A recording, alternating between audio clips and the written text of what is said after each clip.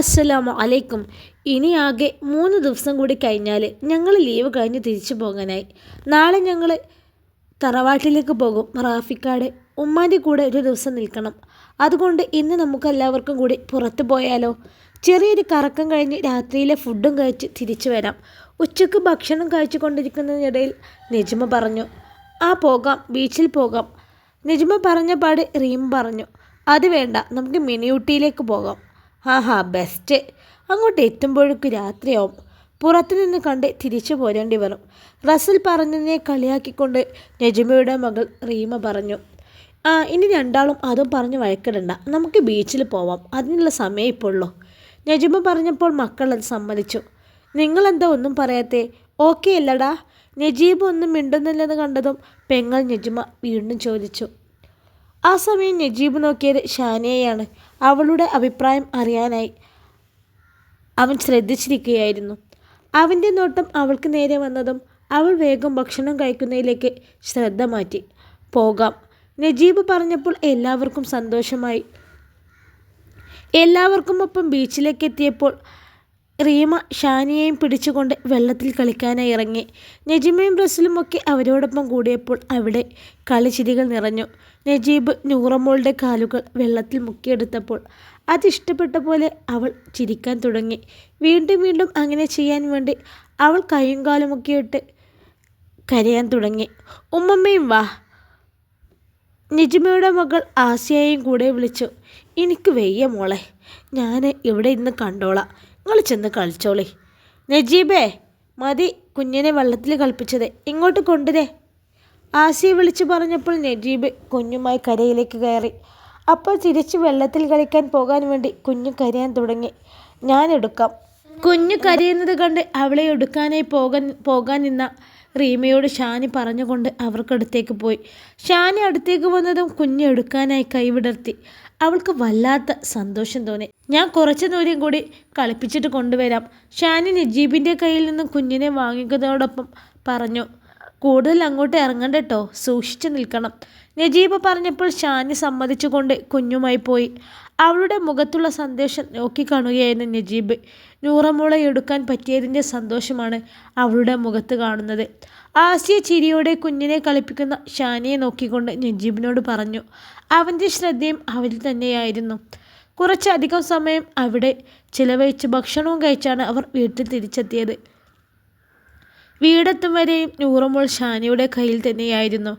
യാത്രയിൽ തന്നെ അവൾ ഉറങ്ങിയതുകൊണ്ട് വീട്ടിലെത്തിയപാടെ അവളെ ബെഡിലേക്ക് കിടത്തി നന്നായി പുതച്ചു കൊടുത്തു. ശേഷം അവളുടെ നെറ്റിയിൽ ഒന്ന് മുത്തി.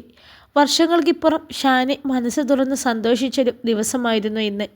ഇതുപോലെ ഒരു യാത്ര പോകലിൽ നിന്ന് മാറ്റിയൊരുങ്ങിയ തന്നെ കൂടെ കൂട്ടാൻ സമ്മതിക്കാതെ തടഞ്ഞൊരു ദിവസം എത്രത്തോളം വേദനിച്ചിരുന്നുവോ അതിൻ്റെ ഇരട്ടി സന്തോഷം അവളിന്ന് അനുഭവിക്കുന്നുണ്ട്. ഒരു ദുഷ്ടമനുഷ്യർ കാരണം തനിക്ക് നിഷേധിക്കപ്പെട്ടിരുന്ന സന്തോഷവും സമാധാനവുമൊക്കെ വേറൊരു നല്ല മനുഷ്യരിൽ നിന്നും അവൾക്ക് ലഭിക്കുന്നുണ്ട്. ആ കുഞ്ഞിൻ്റെ കളിയും ചിരിയുമൊക്കെ അവളുടെ വേദനിപ്പിക്കുന്ന ഓർമ്മകൾക്കുള്ള മരുന്നാവുന്നുണ്ട്.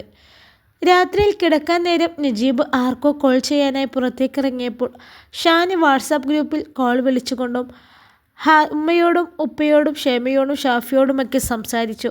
പുറത്തു പോയ വിശേഷങ്ങളും നൂറമോൾ താനുമായി അടുത്തെന്നുമൊക്കെ പറയുമ്പോൾ അവളിലുണ്ടായിരുന്ന സന്തോഷമൊക്കെ കണ്ട് അവരുടെ മനസ്സ് നിറഞ്ഞു. നജീബ് റൂമിലേക്ക് വന്നപ്പോൾ ഷാനി കോൾ കട്ടാക്കി. ആർക്കാ വിളിക്കുന്നത്? വീട്ടിലേക്ക് വിളിച്ചതാണോ? ഗ്രൂപ്പ് കോളാ. ഷെയ്മവും ഷാഫിയൊക്കെ ഉണ്ടായിരുന്നു. ഷെയ്മ കോഴിക്കോട്ടേക്ക് പോയോ? ഇന്ന് രാവിലെ പോയി. അവൾക്ക് എക്സാം എടുത്തത് കൊണ്ട് 2 ദിവസത്തെ ലീവേ കിട്ടിയുള്ളൂ. പിന്നെ നാളെ മുതൽ ഞാൻ ഓട്ടം പോവും.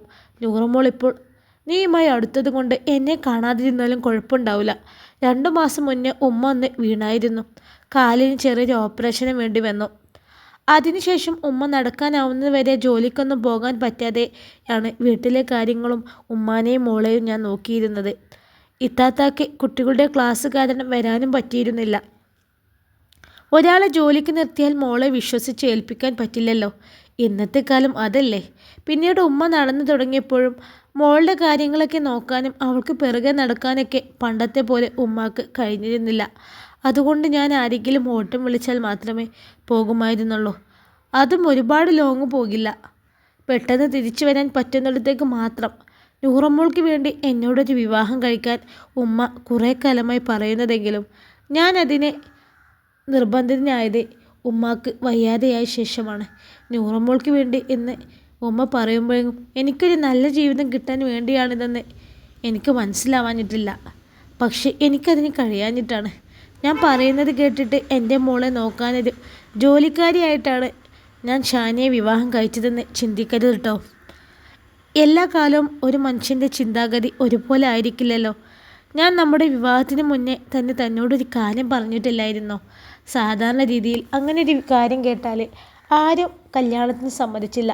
പക്ഷേ താൻ സമ്മതിച്ചപ്പോൾ തന്നെ ഒരു വിവാഹ ജീവിതത്തിനോട് തനിക്കും താല്പര്യമില്ലെന്നും അത് തൻ്റെ ആദ്യ വിവാഹ ജീവിതത്തിൻ്റെ അനുഭവങ്ങൾക്കുണ്ടാവുമെന്നും ആർക്കൊക്കെ വേണ്ടിയാണ് താൻ വീണ്ടും ഒരു വിവാഹത്തിന് തയ്യാറായതെന്നും എനിക്ക് മനസ്സിലായതാണ് ഷാനി. എനിക്കും അതുപോലെ തനിക്കും ഒരുമിച്ചൊരു ജീവിതം തുടങ്ങണമെന്ന ഒരാഗ്രഹം തോന്നും വരെ എൻ്റെ ഭാര്യ എന്നതൊഴികെ മറ്റെല്ലാ അവകാശവും തനിക്ക് ഈ വീട്ടിലുണ്ടാവും. അത് ഞാൻ തരുന്നത് ഉറപ്പാണ്. അതുപോലെ ഈ നൂറമ്മോൾ ഇനിയും തൻ്റെയും കൂടി മോളാണ്. അവളിനി ഒരു ഉമ്മാൻ്റെ കുറവ് അറിയരുത്. ആ ഒരു ഉറപ്പ് താൻ എനിക്ക് തരണം. നജീബ് ഷാനിയോടായി ഇത്രയും പറഞ്ഞു. ഞാനേ ഈ വിവാഹത്തിന് സമ്മതിച്ചത് തന്നെ ഈ കുഞ്ഞിനെ കണ്ടിട്ടാ. ഇവൾക്കൊരു ഉമ്മയാകാനുള്ള ആഗ്രഹം കൊണ്ടാ. എൻ്റെ പൊന്നു മോളായി ഞാൻ നോക്കിക്കോളാം, ഒരു കുറവും വരുത്താതെ. നജീബിന് അത്രയും ഉറപ്പോടെ അവൾ വാക്കുകൊടുത്തു. നജീബ് കുഞ്ഞിനടുത്തേക്കായി കിടന്നപ്പോൾ ഷാനയും അവൾക്കപ്പുറത്തായി കിടന്നു. ആ കിടത്തത്തിലും അവർ രണ്ടുപേരുടെയും ചിന്തകൾ അവരുടെ ഒരിക്കലും ഓർക്കാൻ ഇഷ്ടപ്പെടാത്ത ആദ്യ ദാമ്പത്യ ജീവിതത്തിൻ്റെ കൈപ്പേറിയ അനുഭവങ്ങളായിരുന്നു.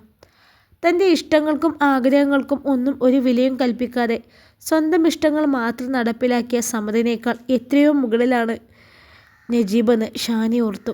അവൾക്ക് അവനോട് വല്ലാത്തൊരു ബഹുമാനം തോന്നിപ്പോയി. അതേസമയം ജീവനേക്കാളേറെ സ്നേഹിച്ചിട്ടും തന്നെയോ കുഞ്ഞിനെക്കുറിച്ച് ഓർക്കുക പോലും ചെയ്യാതെ സ്വന്തം സുഖം തേടി പോയവളുടെ ഓർമ്മകൾ നജീബിൻ്റെ കണ്ണുകൾ നിറച്ചു. പിറ്റേന്ന് രാവിലെ തന്നെ നജുമയും മക്കളും അവരുടെ വീട്ടിലേക്ക് പോകാനായി ഇറങ്ങി. നജീബാണ് അവരെ കൊണ്ടാക്കുന്നത്. അവർ പോകാൻ നേരം ഷാനിയിൽ വല്ലാത്ത സങ്കടമായിരുന്നു. ഈ സമയം കൊണ്ട് തന്നെ അവരുമായി അത്രത്തോളം അവർ അടുത്തിരുന്നു. നജുമയുടെ മകൾ റീമ ഷാനിയെ കെട്ടിപ്പിടിച്ച് യാത്ര പറഞ്ഞപ്പോൾ അറിയാതെ അവളുടെ കണ്ണുകൾ നിറഞ്ഞു വന്നു. അയ്യേ, എന്താ മാമി ഇത്? ഈ മാമി ഇത്രയും ലോല മനസ്സാണോ മാമിൻ്റെത്? ഇത് കരയുന്നു. റീമ അവളെ കളിയാക്കിക്കൊണ്ട് പറഞ്ഞപ്പോൾ എല്ലാവരും ചിരിച്ചു. സങ്കടപ്പെടേണ്ട കേട്ടോ ഷാനി, ഞങ്ങൾക്ക് ലീവ് കുറവായതുകൊണ്ടാണ്. ഇനി ഇവരുടെ വെക്കേഷന് ഞങ്ങൾ വരും. അപ്പോൾ നമുക്ക് അടിച്ചു പൊളിക്കാം, ഓക്കെ? നജുമ ഷാനിയെ ചേർത്ത് വിളിച്ചു അവളെ സമാധാനിപ്പിച്ചു. ശേഷം ഉമ്മയോട് കൂടി യാത്ര പറഞ്ഞുകൊണ്ട് ഇറങ്ങി. പിറ്റേന്നു മുതൽ നജീബ് രാവിലെ തന്നെ ഓട്ടോ സ്റ്റാൻഡിലേക്ക് പോകും. പോകുന്ന നേരത്ത് ഷാനി കുഞ്ഞുമായി മാറി നിൽക്കും. അല്ലെങ്കിൽ അവൾ പിന്നെ ഭയങ്കര കരച്ചിലാവും. അടുത്ത ഓട്ടം കിട്ടുമ്പോഴേക്കേ നജീബ് വീട്ടിലൊന്ന് കയറിയിട്ടേ പോകുള്ളൂ. അല്ലാത്തപ്പോൾ ഇടയ്ക്കിടെ അവൻ ഉമ്മാക്ക് ഫോൺ വിളിക്കും. ആദ്യമൊക്കെ ഉമ്മാക്ക് മാത്രമായി വിളിച്ചിരുന്നവൻ ഉമ്മാൻ്റെ നിർബന്ധത്തിൽ പിന്നെ ഷാനിക്കും വിളിക്കാൻ തുടങ്ങി. അതുകൊണ്ട് തന്നെ അവർ തമ്മിലുണ്ടായിരുന്ന അകലം ഒരുപാട് കുറഞ്ഞു. പരസ്പരം നോക്കാനും സംസാരിക്കാനുമൊക്കെ അവൾക്കുള്ളിലൊരു സൗഹൃദം ഉടലെടുത്തു. ദിവസങ്ങൾ പോകുന്തോറും ഷാനി ആ വീട്ടിലെ എല്ലാമായി മാറി. വീട്ടിലെ പണികളൊക്കെ ചെയ്യാൻ ഷാനിക്കൊപ്പം ഉമ്മയും കൂടും. അവരുടെ കാലിൻ്റെ കാര്യം പറഞ്ഞ് ഷാനി തടഞ്ഞാലും ജോലി ചെയ്യാതെ വെറുതെ ഇരിക്കാൻ കഴിയില്ലെന്നും പറഞ്ഞ് അവരൊപ്പമുണ്ടാകും. നൂറമ്മോളുടെ കാര്യങ്ങളൊക്കെ ഇപ്പോൾ ഷാനിയാണ് ചെയ്യുന്നത്. ഇപ്പോൾ നൂറമ്മോൾക്കും എന്തിനും ഏതിനും ഷാനി മതി. അതിനിടയിൽ 1-2 വട്ടം ഷാനി അവളുടെ വീട്ടിലേക്ക് പോയിരുന്നു. നൂറമ്മോളെയും കൊണ്ടാണ് പോകാനുള്ളത്. നജീബിനെ അവിടെ നിൽക്കാനുള്ള ബുദ്ധിമുട്ട് മനസ്സിലാക്കിക്കൊണ്ട് അവൾ പോയ അന്ന് തന്നെ തിരിച്ചു പോരും.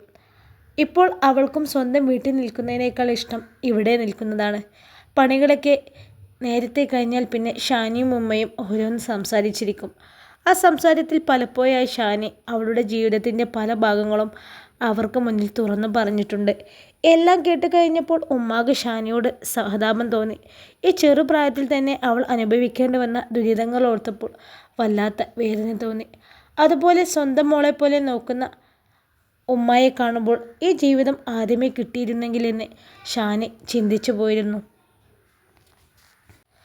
സമത് കസ്റ്റമേഴ്സിനുള്ള ഡ്രസ്സൊക്കെ കാണിച്ചു കൊടുക്കുന്ന നേരത്താണ് സാഹിറയും സാജിദയും കൂടി അങ്ങോട്ട് വരുന്നത്. അല്ല, നിങ്ങളെന്താ ഇവിടെ? അവരെ കണ്ടപാടെ സമുദ്ര വെപ്രാളത്തോടെ അവർക്കടുത്തേക്ക് വന്നുകൊണ്ട് ചോദിച്ചു. അതെന്ത് ചോദ്യാടാ? ഞങ്ങൾക്ക് എപ്പോഴും എൻ്റെ കടയിലേക്ക് വന്നൂടെ? അത് എൻ്റെ കൂടെ ഷോപ്പല്ലേ? അവരെങ്ങനെ പറഞ്ഞപ്പോൾ അവൻ തെളിച്ചമില്ലാതെ എന്ന് പുഞ്ചിരിച്ചതേയുള്ളൂ. അല്ല, നിനക്കിവിടെ ക്യാഷിലിരുന്നാൽ പോരെ? എന്തിനാ ഈ പണിയൊക്കെ ചെയ്യുന്നത്? അവർക്ക് വേണ്ടത് എടുത്തു കൊടുക്കാൻ ഇവിടെ വേറെ ആരുമില്ലേ? സാഹിറ അവനോട് പതിയെ പറഞ്ഞു. അതെ, കസ്റ്റമേഴ്സ് കൂടുതൽ വന്നാൽ അവനെക്കൊണ്ട് ഒറ്റയ്ക്ക് പറ്റില്ല, അതാ. അവനെക്കൊണ്ട് പറ്റില്ലെങ്കിലേ വേറെ ഒരാളെ കൂടി വെക്കണം. ഇതിൻ്റെ ഓണറല്ലേ, എനിക്ക് ഈ പണികളൊന്നും ചെയ്യേണ്ട ആവശ്യമില്ല. നിൻ്റെ പെണ്ണിൻ്റെ വാപ്പാട് പറ വേറെ ഒരാളെ കൂടി നിർത്താൻ. ഉണ്ടായിരുന്ന ഒരാൾ ഒഴിവാക്കിയതിന് തന്നെ കണ്ടിട്ടാണെന്ന് എങ്ങനെ ഇവരോട് പറയുമെന്ന് സമ്മത ചിന്തിച്ചു. അജിത്തേ, നീ അവർക്ക് വേണ്ടത് എന്താണെന്ന് വെച്ചാൽ എടുത്തു കൊടുക്ക്. അതൊക്കെ പോട്ടെ, നിങ്ങൾ ഇങ്ങോട്ടായി തന്നെ വന്നതാണോ? സമ്മത ആദ്യം അവിടുത്തെ സ്റ്റാഫിനോടും പിന്നെ സാഹിറയോടും സാജിദയോടുമായി ചോദിച്ചു. അതേടാ, ഞങ്ങൾ കുറച്ച് ഡ്രസ്സ് എടുക്കാൻ വന്നതാ. അവരെങ്ങനെ പറഞ്ഞപ്പോൾ അവൻ അവർക്ക് വേണ്ടത് എന്താണെന്ന് ചോദിച്ച് അതെടുത്തു കൊടുക്കാൻ തുടങ്ങി. നിങ്ങളെന്താ ഇപ്പോൾ വീട്ടിലേക്കൊന്നും നിൽക്കാൻ വരാത്തേ? അല്ലെങ്കിൽ ഇങ്ങനെ ഇടയ്ക്കിടയ്ക്ക് വന്നിരുന്നല്ലോ. സമ്മത അങ്ങനെ ചോദിച്ചപ്പോൾ സാഹിറയും സാജിദയും പരസ്പരം മുഖത്തോട് മുഖം നോക്കി. വീട്ടിൽ വന്നാൽ പണ്ടത്തെ പോലെയല്ല, ജോലി ചെയ്യേണ്ടി വരും. മുന്നെയാണെങ്കിൽ ഷാനിയെ കൊണ്ട് എല്ലാം ചെയ്യിപ്പിക്കായിരുന്നു. ഇപ്പോഴാണെങ്കിൽ ഫിദ ഒരു പണിയും ചെയ്യാത്തത് കൊണ്ട് സെക്കീന സഹായത്തിന് സാജിദയും സാഹിറയും വിളിക്കുകയും അവരെ കൊണ്ട് ചെയ്യിക്കുകയും ചെയ്തു. അതുകൊണ്ട് ഇടയ്ക്കുള്ള അവരുടെ വരവൊക്കെ നിർത്തി. അതുമാത്രമല്ല, സൂപ്പർ മാർക്കറ്റ് ഉണ്ടായിരുന്നപ്പോൾ എന്ത് വേണമെങ്കിലും കഴിക്കാനും വീട്ടിലേക്ക് ആവശ്യമായതൊക്കെ കൊണ്ടുപോകാനും പറ്റിയിരുന്നു. ഇപ്പോൾ അതും കൂടി നടക്കാതെ ആയപ്പോഴാണ് അവരുടെ വരവ് കുറഞ്ഞത്. അത് ഞങ്ങൾ കുട്ടികളെ പഠിപ്പും കാര്യങ്ങളൊക്കെ ആയിട്ട് ഇപ്പോൾ സമയം കിട്ടുന്നില്ല സമ്മതേ. പിന്നെ അവർ പരീക്ഷ അടുത്ത് തുടങ്ങിയില്ലേ, അതുകൊണ്ടാ. ആ, പരീക്ഷ കഴിഞ്ഞാലേ കുറച്ച് ദിവസം നിൽക്കാനായി വാ. വീട്ടിൽ ആളുണ്ടായിട്ടും ആരുമില്ലാത്തൊരവസ്ഥയായത് കൊണ്ടാണ് അവനങ്ങനെ പറഞ്ഞത്. ഷോപ്പിൽ നിന്ന് ചെല്ലുമ്പോൾ ഉമ്മ പണികൾ ചെയ്ത് ക്ഷീണത്തിൽ കിടന്നിട്ടുണ്ടാവും. ഫിദയാണെങ്കിൽ അങ്ങനെ ഒരാൾ വന്നതും അറിയാത്തതുപോലെ ഫോണിൽ നോക്കിയിരിപ്പാവും. അവൻ ഫ്രഷായി ഭക്ഷണമൊക്കെ ഒറ്റയ്ക്ക് തന്നെ എടുത്ത് കഴിച്ച് പാത്രങ്ങളൊക്കെ കഴുകി വെച്ച് വരുമ്പോഴേക്കും ഫിദ ഉറങ്ങുകയും ചെയ്തു. പണ്ട് എന്തെങ്കിലും കാരണങ്ങളുണ്ടാക്കി തന്നോട് മിണ്ടാൻ വരികയും ഷോപ്പ് പൂട്ടി വരുന്ന തന്നെയും കാത്തിരുന്ന് തനിക്ക് വേണ്ടതൊക്കെ ചെയ്തു തരുന്ന ഷാനിയെ അവൻ പലപ്പോഴുമായി ഇപ്പോൾ ഓർക്കാറുണ്ട്. ഷാനിയെ എന്തൊക്കെ പറഞ്ഞാലും അവളെല്ലാം കേട്ട് സഹിച്ചു നിന്ന പോലെയല്ല ഫിദ. അവളോട് എന്തെങ്കിലും ശബ്ദമുയർത്തി പറഞ്ഞാൽ അതിന് രണ്ടിരട്ടിയായി അവൾ തിരിച്ചു പറയും. അതോടൊപ്പം അവളുടെ ഉപ്പയെ വിളിച്ച് പറയുകയും ചെയ്യും. ഒരു തവണ അവളുടെ ഉപ്പയുടെ അടുത്ത് നിന്നും ചോദ്യമുണ്ടായതാണ്. അതുകൊണ്ട് തന്നെ അവളോട് എന്ത് സംസാരിക്കുമ്പോഴും സമതിൽ ഒരു ഭയമുണ്ട്. ഡാ, എന്തെങ്ങനെ ആലോചിക്കണേ? ഞങ്ങൾ എടുത്തു കഴിഞ്ഞു. സാജിദ തട്ടി വിളിച്ചപ്പോഴാണ് അവൻ സ്വബോധത്തിലേക്ക് വന്നത്. അവൻ അവരെടുത്തതൊക്കെ ഒന്ന് നോക്കി.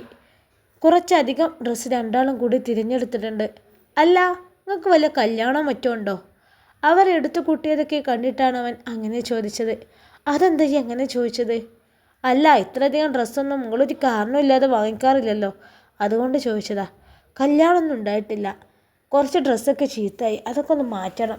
പിന്നെ എനിക്കൊരു തുണിക്കടുള്ള സ്ഥിതിക്ക് ഞങ്ങൾ എന്തിനാ ചീത്തതായതും നരച്ചതൊക്കെ ഇട്ട് നടക്കണത്? അവരങ്ങനെ പറഞ്ഞപ്പോൾ സമ്മത പിന്നെ ഒന്നും ചോദിക്കാൻ നിന്നില്ല. എല്ലാം ബില്ലടിക്കട്ടെ. അവരുടെ പർച്ചേസിങ് കഴിഞ്ഞ് എന്ന് കണ്ടതും സമ്മത പറഞ്ഞു. ആ, ബില്ലടിക്കുന്നതൊക്കെ കൊള്ളാം. ഞങ്ങൾ ക്യാഷ് തരില്ല കേട്ടോ. എത്രയെന്ന് വെച്ചാൽ അതിൻ്റെ ലാഭത്തിൽ നിന്ന് കഴിച്ചാൽ മതി. അല്ലെങ്കിൽ അവൻ നമ്മളിൽ നിന്ന് കാശ് വാങ്ങുകടി. അവർ രണ്ടാളും അത് പറഞ്ഞപ്പോൾ അവർ ഇങ്ങോട്ട് തന്നെ വന്നതിൻ്റെ ഉദ്ദേശം താൻ ഊഹിച്ചത് തന്നെയാണെന്ന് സമ്മതിന് മനസ്സിലായി. എന്തായാലും ബില്ലടിക്കണം, ക്യാഷ് ഇങ്ങോട്ട് തരണ്ട. അവൻ അതും പറഞ്ഞുകൊണ്ട് അവർ എടുത്തതൊക്കെ ബില്ലിട്ടു. എന്നാൽ ഞങ്ങൾ പോട്ടെട്ടോ, കുട്ടികളുടെ പരീക്ഷ കഴിഞ്ഞാലേ വീട്ടിലേക്ക് വരാം. അവർ രണ്ടാളും യാത്ര പറഞ്ഞ് പോകാൻ നേരമാണ് ഫിദയുടെ ഉപ്പ സലാം അങ്ങോട്ട് വന്നത്. അദ്ദേഹത്തെ കണ്ടതും സാഹിറയും സാജിദയും പുഞ്ചിരിച്ചപ്പോൾ സമതിൻ്റെ മുഖത്തൊരു വെപ്രാളമായിരുന്നു. ആ, ഇതാരാ? നിങ്ങളായിരുന്നോ? ഞാൻ ആദ്യം പെട്ടെന്ന് കണ്ടപ്പോഴേ മനസ്സിലായില്ല. തിരികെ ഒരു പുഞ്ചിരി സമ്മാനിച്ചുകൊണ്ട് നടന്ന് സലാം അവരോട് പറഞ്ഞു. ഞങ്ങൾക്കേ ഇവിടെ അടുത്ത് വരെ വരേണ്ട ഒരു ആവശ്യം ഉണ്ടായിരുന്നു. അപ്പോൾ ഇവിടെ കൂടി കയറി കുറച്ച് ഡ്രസ്സ് എടുത്തിട്ട് പോകാമെന്ന് വിചാരിച്ചു. മുഖത്തെ ചിരി മായാതെ തന്നെ വളരെ വിനയത്തോടെ സാഹിറ പറഞ്ഞു. അതേതായാലും നന്നായി. എന്നിട്ട് വേണ്ടതൊക്കെ എടുത്തില്ലേ സമ്മതേ? ഈ ഇവർക്ക് ആവശ്യമുള്ളതൊക്കെ എടുത്തു കൊടുത്തില്ലേ? ആദ്യം അവരോട് പറഞ്ഞുകൊണ്ട് അവസാനം സമ്മതിനെ നോക്കി അയാൾ ചോദിച്ചതും അയാളുടെ അപ്പോഴത്തെ ഭാവം എന്താണെന്ന് പോലും മനസ്സിലാക്കാൻ അവന് കഴിഞ്ഞില്ല. അവൻ അതേ എന്ന രീതിയിൽ തലയാട്ടി.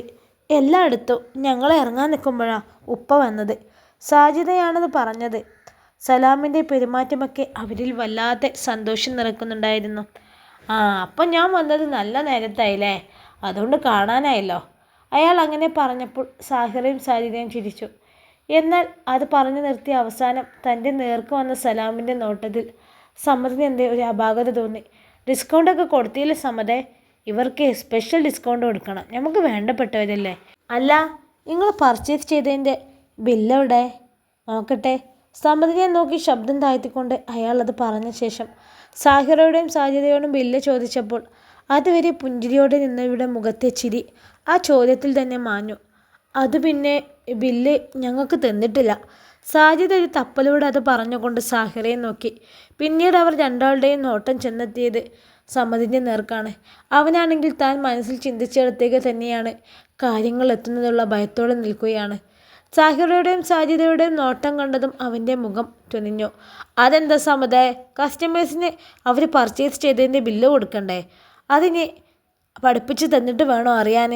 ഒന്നുമില്ലെങ്കിൽ ഈ കുറേ നാൾ സൂപ്പർ മാർക്കറ്റ് നടത്തിയതല്ലേ, അവിടെ സാധനങ്ങൾ വാങ്ങിക്കുന്നവർക്കൊക്കെ ഈ ബില്ലില്ലാതാണ് സാധനം വിറ്റത്. സലാമിൻ്റെ ഗൗരവമേറിയ ശബ്ദം അവിടെ മുഴങ്ങിയതും സാഹിറയും സാജിദയും വല്ലാതെ അതിശയത്തോടെ അയാളെയും സമ്മതിനെയും മാറി മാറി നോക്കി. സമ്മതിൻ്റെ നോട്ടം ഷോപ്പിൽ മൊത്തമായി. 2-3 കസ്റ്റമേഴ്സാണ് അവിടെയുള്ളത്. അവരുടെയും അജിത്തിൻ്റെയും നോട്ടം തങ്ങളിലേക്കാണെന്ന് കണ്ടപ്പോൾ അവന് വല്ലാത്ത നാണക്കേടായി. അവന് ബില്ലടിച്ചിട്ടുണ്ട്, ഞങ്ങൾക്ക് ബില്ല് വേണ്ടെന്ന് പറഞ്ഞത് കൊണ്ടാ. അതെന്തേ നിങ്ങൾക്ക് ബില്ല് വേണ്ടാത്തേ? സാധനം വാങ്ങിയാലേ ബില്ല് വാങ്ങണം. അത് ഇവിടെ നിന്നല്ല, ഏത് ഷോപ്പിൽ നിന്നും. ഏത് സാധനം വാങ്ങിയാലും നമ്മൾ ബില്ല് വാങ്ങണം. അപ്പോൾ നിങ്ങൾ വാങ്ങിയതിൽ എന്തെങ്കിലും മാറ്റിയെടുക്കണമെന്ന് തോന്നിയാലോ എന്താ ചെയ്യുക? ബില്ലില്ലെങ്കിൽ റിട്ടേൺ ചെയ്യാൻ പറ്റില്ല, നമ്മൾ പൈസ കൊടുത്ത് വാങ്ങിക്കണതല്ലേ. അത് നിങ്ങൾ ശ്രദ്ധിക്കണം കേട്ടോ. സാജിദ പറഞ്ഞതിന് വലിയ മര്യാദയോടെ അദ്ദേഹം മറുപടി പറയുമ്പോൾ സമ്മതിൻ്റെ നേർക്കുള്ള അയാളുടെ ഭാവമാറ്റം ഇഷ്ടപ്പെടാതെ നിന്ന സാഹിറയും സാജിദയും ആ ഇഷ്ടക്കേട് മുഖത്ത് കാണിക്കാതെ ഒന്നും മൂളുക മാത്രം ചെയ്തു. സമ്മതേ, ഇവരെ ബില്ലെടുക്കേ. ഞാൻ അവരിൽ നിന്ന് കാശ് വാങ്ങിയിട്ടില്ല. എൻ്റെ സാലറിയിൽ നിന്നും കുറച്ചാൽ മതി. ബില്ല് അയാൾക്ക് നേരെ നീട്ടുന്നതോടൊപ്പം തന്നെ വിക്കലോട് അവൻ പറഞ്ഞു. ക്യാഷ് വാങ്ങാതെ ഡ്രസ്സ് കൊടുത്തതിന് അയാൾ എന്തൊക്കെ പറയുമെന്ന പേടി കൊണ്ട് തന്നെയാണ് അവൻ സാലറിയിൽ നിന്ന് പിടിച്ചോളാൻ പറഞ്ഞത്. അത് പറയുമ്പോൾ താൻ ഇവിടെ ശമ്പളത്തിൽ ജോലിക്ക് നിൽക്കുകയാണെന്ന് സാഹിറയും സാജിദയും അറിഞ്ഞതിനുള്ള ബുദ്ധിമുട്ട് കൊണ്ട് അവൻ അവരുടെ നേരെ നോക്കിയതേയില്ല. എന്നാൽ സാലറിയുടെ കാര്യം കേട്ടതും സാഹിറയും സാജിദയും ഒന്നും മനസ്സിലാകാത്തതുപോലെ നിൽക്കുകയായിരുന്നു. അതെങ്ങനെ ശരിയാവും സമ്മതേ? ഇത് വലിയൊരു എമൗണ്ട് തന്നെയല്ലേ. ഇന്നത്തെ കാലത്ത് എത്ര പൈസ ഇട്ടാലും ജീവിക്കാൻ ബുദ്ധിമുട്ടാണ്. ആ സ്ഥിതിക്ക് ഇങ്ങനെയൊക്കെ സഹായം ചെയ്ത് ശമ്പളമൊക്കെ കുറച്ചാലേ എൻ്റെ മോളെ കാര്യം കൂടി ബുദ്ധിമുട്ടാവൂലേ? നിങ്ങൾക്കൊരു കുടുംബം കുട്ടികളൊക്കെ ജീവിക്കണ്ടേ? ഈ ആണെങ്കിലോ ആകെ കളത്തിൽ കിടക്കണാണോ. അതുകൊണ്ടേ കൂടെപ്പിറപ്പോഴുള്ള സ്നേഹം വേറെ, ക്യാഷ് വേറെ. ഈ അവരേക്കുന്ന ക്യാഷ് വാങ്ങിക്ക്, പിന്നെ ഒരു 100 രൂപ ഡിസ്കൗണ്ട് ചെയ്ത് ബാക്കി വാങ്ങിയാൽ മതി. നമ്മുടെ ആൾക്കാരല്ലേ. ഒരു പരിഹാസം നിറഞ്ഞ ഭാവത്തോടെ അതും പറഞ്ഞുകൊണ്ട് ബില്ല് അവന് നൽകി അയാൾ മറ്റു കസ്റ്റമേഴ്സിൻ്റെ അടുത്തേക്ക് നീങ്ങിയപ്പോൾ സാഹിറയും സാജിദയും സമ്മതം അപമാനത്തിൻ്റെ അങ്ങേയറ്റത്താൽ നിന്നുപോയി. ഒരു വിളറിയ മുഖത്തോടെ സമ്മത ബില്ല് അവർക്ക് നേരെ നീട്ടുമ്പോഴും സാഹിറയും സാജിദയും അത് വാങ്ങിക്കണോ വേണ്ടയോ എന്ന പോലെ നിൽക്കുകയായിരുന്നു. എന്താണ് അതൊക്കെ? ശമ്പളത്തിനാണോ ഈ ഇവിടെ പണിയെടുക്കുന്നത്? ഒന്നും മനസ്സിലാവുന്നില്ലല്ലോ. ഞങ്ങൾക്ക് ഡ്രസ്സും വേണ്ട, ബില്ലും വേണ്ട. ആകെ നാണക്കേടായി. ഉള്ളിലുള്ള അമർഷം മുഴുവനും അടക്കാൻ ശ്രമിച്ചുകൊണ്ട് സലാം കേൾക്കുന്നില്ലെന്ന് ഉറപ്പുവരുത്തി സാജിദയും സാഹിറയും സമ്മതിനെ പറയുന്നതോടൊപ്പം കയ്യിലുള്ള കവറുകളൊക്കെ അവിടെ വെച്ചു. നിങ്ങളിപ്പോൾ ബില്ലടിച്ച് എടുത്തതൊക്കെ ഇപ്പോൾ വീട്ടിലേക്ക് പോ, നമുക്ക് വിശദമായി അവിടുന്ന് സംസാരിക്കാം. ഇവിടെ വെച്ചപ്പോൾ എനിക്കൊന്നും പറയാൻ പറ്റൂല. നിങ്ങളിപ്പോൾ ഇതിവിടെ ഇട്ട് പോയാൽ ഇതിലും വലിയ നാണക്കേടും പ്രശ്നമാവും. ബില്ലടിച്ചതല്ലേ, തിരിച്ചെടുക്കാൻ പറ്റൂല. എൻ്റെയിലിപ്പോൾ കൊടുക്കാൻ ഇത്രയും പൈസ ഇല്ലാത്തണ്ട, പ്ലീസ്. അവസാനം പറഞ്ഞു നിർത്തുമ്പോൾ അവൻ്റെ ശബ്ദം ഇടറുന്നുണ്ടായിരുന്നു. അത്രത്തോളം അവമാനം നേരിട്ടൊരവസ്ഥയിൽ അവനെത്തിയിരുന്നു. താൻ മാത്രമുള്ളപ്പോൾ എന്തെങ്കിലും പറഞ്ഞാലും കുഴപ്പമില്ല. ഇത് 4 ആൾക്ക് മുന്നിൽ വെച്ച്, അതും എൻ്റെ സഹോദരങ്ങളെയും കൂടി ഉൾപ്പെടുത്തിക്കൊണ്ട്. എല്ലാം വിട്ടെറിഞ്ഞ് അയാളുടെ മുഖത്ത് നോക്കി 4 വർത്താനം പറഞ്ഞ് ഇറങ്ങിപ്പോവാൻ അറിയാഞ്ഞിട്ടില്ല. പക്ഷേ ഇപ്പോഴത്തെ തൻ്റെ അവസ്ഥ, ജീവിക്കാൻ വേറെ മാർഗമില്ല. സ്വന്തമെന്ന് പറയാൻ ഒന്നുമില്ല. ഉള്ള 2 വണ്ടികൾ പോലും പണയത്തില്ല. വീടുണ്ടായിരുന്നതാണെങ്കിൽ അവളുടെ പേരിലുമായി. തൻ്റെ നിസ്സഹായാവസ്ഥയെ അയാൾ നല്ലതുപോലെ ചൂഷണം ചെയ്യുന്നുണ്ടെന്ന് അവന് മനസ്സിലായി. മരുമകൻ എന്ന രീതിയിൽ ഒരു പരിഗണനയും അയാളുടെ ഭാഗത്തു നിന്നും കിട്ടുന്നില്ല. മകൾ തരാത്ത പരിഗണന അവളുടെ ഉപ്പയുടെ അടുത്തുനിന്ന് എങ്ങനെ കിട്ടാനാ? ഓർക്കും തോറും അവന് ഹൃദയത്തിൽ വല്ലാത്തൊരു വേദന അനുഭവപ്പെടുന്നുണ്ടായിരുന്നു. ഛേ, നശിച്ച കടയിലേക്ക് ഞങ്ങൾ വരൂല. ഞങ്ങളെ കയ്യിൽ നിന്ന് വാങ്ങിയ ഈ പൈസക്ക് പകരേ 10 ഇരട്ടി അയാൾക്ക് നഷ്ടം വരും. നീ നോക്കിക്കോ, ഞങ്ങൾ പോവാ. പൈസ ഗൂഗിൾ പേ ചെയ്ത് കൊണ്ട് കുറേ ശാപവാക്കളും ചൊരിഞ്ഞു. അവർ രണ്ടാളും പോയപ്പോൾ സമ്മത ദയനീയമായി അവരെ നോക്കി നിന്നേയുള്ളൂ. അവർ ബില്ലടിച്ചില്ലേ? പിന്നെ ഇന്ന് കുറച്ച് പുതിയ സ്റ്റോക്ക് വരും സമ്മതേ. അതൊക്കെ വേണ്ട പോലെ ഗോഡൗണിൽ വെച്ചോളും. ഞാനത് പറയാനാ ഇങ്ങോട്ട് വന്നത്. അതുകൊണ്ട് എനിക്ക് ലാഭമായി. അല്ലെങ്കിൽ എൻ്റെ ഈ മാസത്തെ ശമ്പളം പകുതിയായനെ. സലാം അതും പറഞ്ഞുകൊണ്ട് പോയപ്പോൾ അവൻ ഉള്ളിൽ നിറഞ്ഞ ദേഷ്യം അടക്കി പിടിച്ചു നിന്നു.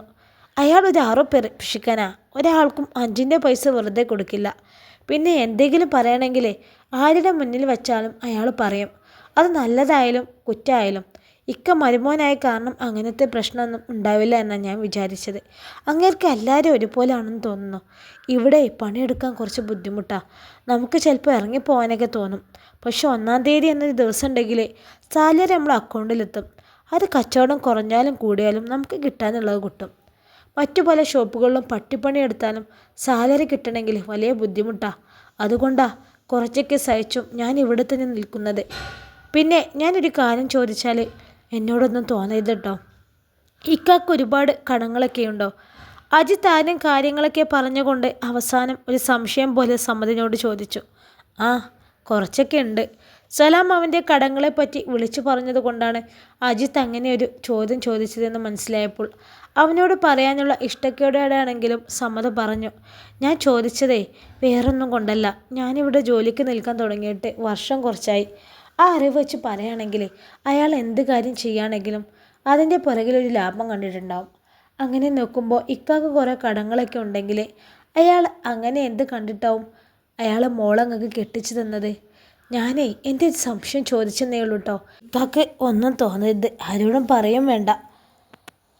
ഞാനിങ്ങനെ ചോദിച്ചെന്ന ആളോട് അല്ലെങ്കിൽ ഇക്കാൻ്റെ വൈഫിനോടൊന്നും പറഞ്ഞേക്കല്ല കേട്ടോ. എൻ്റെ ജോലി പോവും.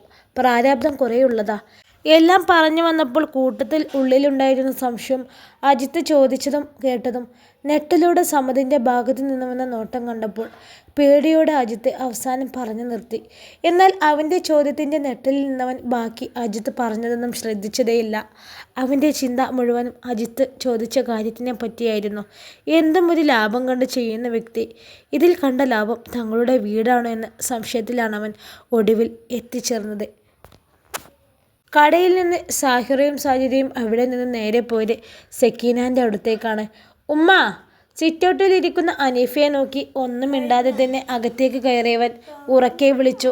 ആ വിളിയിൽ തന്നെ വെപ്രാളപ്പെട്ടുകൊണ്ട് അടുക്കളയിൽ നിന്നും സക്കീന അങ്ങോട്ട് വന്നു. എന്താ മക്കളെ? അവരുടെ പതിവില്ലാത്ത വരവും ഉച്ചത്തിലുള്ള വിളിയും മുഖത്തെ മാറ്റവും ഒക്കെ കണ്ട് ആവലാതിയോടെ അവർക്കരികിലേക്ക് വന്നുകൊണ്ട് ഉമ്മ ചോദിച്ചു. എന്നാൽ ഉമ്മയെ കണ്ടപ്പോൾ സാഹിറയും സാജിദയും പറയാൻ വന്നത് മറന്നുപോയ അവസ്ഥയിലായി. എന്താ ഉമ്മ നിങ്ങളെ കോലെങ്ങനെ? ആകെ ക്ഷീണിച്ചൊരു പരുവായല്ലോ. സാജിദ അവരെ മൊത്തത്തിൽ നോക്കിക്കൊണ്ട് ചോദിച്ചു. എൻ്റെ അവസ്ഥ എങ്ങനെയാണ് മക്കളെ? ഈ വീട്ടിലെ എല്ലാ പണിയും ഞാൻ ചെയ്യണം. ഒരു സഹായത്തിന് പോലും മോളെ കിട്ടൂല. കഴിക്കാനായി മാത്രം റൂമിൽ നിന്ന് പുറത്തേക്ക് വരും. കഴിച്ചു കഴിഞ്ഞാൽ പാത്രങ്ങൾ അവിടെ വെച്ച് കൈയും കഴുകി റൂമിലേക്ക് പോകും. ഒരാളെ ജോലിക്ക് നിർത്താനാണെങ്കിൽ അതിനുള്ള പൈസയില്ല. അവളെ തന്ത എൻ്റെ മോനെ പണിക്കാരനായിട്ടാണത്രേ ആ കടയിൽ നിർത്തിയിരിക്കുന്നത്. അവന് ആ ശമ്പളം മാത്രമേ കിട്ടുന്നുള്ളൂ. അത് ലോണുകളൊക്കെ അടച്ചു കഴിഞ്ഞാൽ പിന്നെ എന്തെങ്കിലും വീട്ടു സാധനം വാങ്ങിക്കാനേ ഉണ്ടാവുള്ളൂ. ഇന്നാണെങ്കിൽ എനിക്ക് തീരെ വയ്യ. പനിയും ശരീരം മൊത്തം വേദനിക്കണമുണ്ട്. ഞാൻ കുറച്ച് എഴുന്നേൽക്കാൻ വൈകി. എണീറ്റ് വന്നപ്പോൾ അടുക്കളയിൽ എന്തോ കഴിച്ച പാത്രങ്ങൾ കൊടുന്ന് വെച്ചേക്കണേ. അവൾക്ക് വേണ്ടത് ഓർഡർ ചെയ്ത് വാങ്ങി.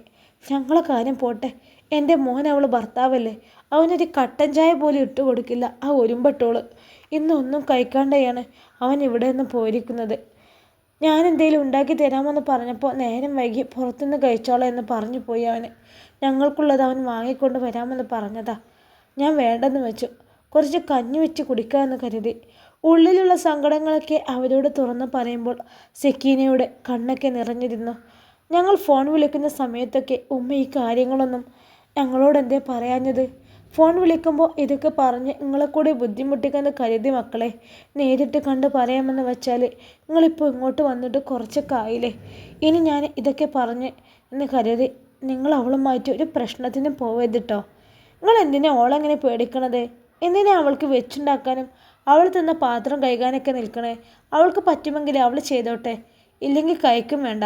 ഏത് നേരം റൂമിൽ മുതലാളി ചമഞ്ഞിരിക്കാതെ അവളോട് വീട്ടിലെ പണിയെടുക്കാൻ പറയണം. പറഞ്ഞിട്ട് ചെയ്യുന്നില്ലെങ്കിൽ 2 കൊടുക്കാൻ പറയണം സമ്മതിനോട്. സാജിദ ഉറഞ്ഞു തുള്ളുകയായിരുന്നു. കടയിൽ വച്ചുണ്ടായ അപമാനം ഇപ്പോൾ വീട്ടിൽ വന്നപ്പോൾ അവളെപ്പറ്റി അറിഞ്ഞ കാര്യങ്ങളൊക്കെ കേട്ടപ്പോൾ അവർക്ക് ആകെ ഭ്രാന്തി പിടിക്കുന്നുണ്ടായിരുന്നു. പതുക്കെ പറയ് സാഹിറ, ഓളെങ്ങാനും കേട്ട് വന്നാലെന്താ? കേൾക്കട്ടെ. അവളെന്താ നമ്മളെ പിടിച്ചെന്നോ? ഉമ്മാക്കറിയോ അവളെ വാപ്പന്ന് ഞങ്ങളെ അവരെ ഷോപ്പിൽ ആൾക്കാരെ മുന്നിൽ വെച്ച് നാണം കെടുത്തി. സാജിദ് അത് പറഞ്ഞപ്പോൾ ഉമ്മ നെറ്റിലൂടെ അവരെ നോക്കി. നിങ്ങളെ നാണം കെടുത്തിയെന്നോ? എങ്ങനെ? അതും അവരെ ഷോപ്പിൽ വെച്ച്? സെക്കീന ചോദിച്ചപ്പോൾ അവർ രണ്ടാരും അവിടെ നടന്ന സംഭവങ്ങളൊക്കെ വിശദീകരിച്ചു. നിങ്ങൾ എന്തിനാ മക്കളെ അങ്ങോട്ട് പോയത്? പോകും മുന്നേ എന്നോടൊരു വാക്ക് പറഞ്ഞിരുന്നെങ്കിൽ ഞാൻ എന്തെങ്കിലും പറഞ്ഞ് ഞങ്ങൾ മുടക്കുമായിരുന്നു. നിങ്ങൾ സൂപ്പർ മാർക്കറ്റിൽ നിന്ന് സാധനങ്ങൾ കൊണ്ടുപോയിരുന്ന പോലെയല്ല ഇത്. സമ്മതിന് അവിടെ ഒരു വിലയില്ല. പിന്നെ നിങ്ങൾക്ക് എങ്ങനെ? നമ്മൾ വിചാരിച്ച പോലെയല്ല കാര്യങ്ങൾ. അവരെ നമ്മളെ കുടുക്കിയതാ. അല്ല, ആരെ വന്നിരിക്കുന്നത്? നാത്തുമാരെ ഈ വഴിക്ക് കണ്ടിട്ട് കുറച്ചായല്ലോ. സെക്കീനെ കാര്യങ്ങൾ പറഞ്ഞ് മുഴുമിക്കും മുന്നെയാണ് ഫിദ അങ്ങോട്ട് വന്നത്. ഓ, തമ്പുരാട്ടി മണിയറിൽ നിന്ന് പുറത്തിറങ്ങിയോ? എന്തേ, കഴിക്കാനുള്ള സമയമായോ? അല്ല, അതിനാണല്ലോ പുറത്തേക്ക് ഇറങ്ങുന്നത്. ഫിദയോട് പരിഹാസത്തോടെ തന്നെ സാധ്യത പറയുമ്പോൾ സെക്കീന അവളുടെ കയ്യിൽ പിടിച്ച് വലിക്കുന്നുണ്ടായിരുന്നു. ഓഹോ, മക്കളോടുമ്മ മരുമോളെ കുറ്റങ്ങളൊക്കെ പറഞ്ഞു കൊടുത്തോ? ഫിദ ചിരിയോടെ പറഞ്ഞുകൊണ്ട് അവർക്കടുത്തേക്ക് വന്നു. നിങ്ങൾ വിടുമ്മ, ഓളോടെ 2 പറഞ്ഞില്ലെങ്കിൽ ശരിയാവില്ല. സാജിദ സെക്കീനയുടെ കൈ വിടിച്ചുകൊണ്ട് പറഞ്ഞു. അപ്പോഴും ഫിദ ഒരു പുച്ഛത്തോടെ ചിരിച്ചുകൊണ്ട് നിൽക്കുകയായിരുന്നു. ഇൻഷാ അല്ലാ, ഈ കഥയുടെ ബാക്കി ഭാഗവുമായി നാളെ കാണാം. അസ്സലാമു അലൈക്കും. എല്ലാവരും ലൈക്കും കമൻറ്റൊക്കെ ചെയ്യണേ.